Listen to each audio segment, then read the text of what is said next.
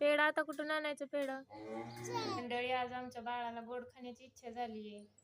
काय बरं बनवू? बेसन पिठापासून बनवते गोड काहीतरी मिठाई. चला तर मग सुरुवात करूया. बघा, इथे मी 1 वाटी बेसन घेतलंय. त्यामध्ये थोडासा खायचा कलर ऍड करायचा. त्यानंतर दूध घालून हे बॅटर आपल्याला बनवून घ्यायचं मस्त स्मूथ असं. एका कढईमध्ये तूप गरम करण्यासाठी ठेवायचं. त्यानंतर ते बॅटर तयार केलेलं बॅटर आपल्याला तुपामध्ये सोडून छान खुरपूस तळून घ्यायचं सगळं. आणि हे बॅटर मिक्सरमध्ये फिरवून घेऊन आपल्याला ह्या साखरेच्या पाकामध्ये घालायचे आहे. तर 1 वाटी साखर घ्यायची, त्यामध्ये अर्धी वाटी पाणी घालून एकतार पाक असा छान बनवून घ्यायचा.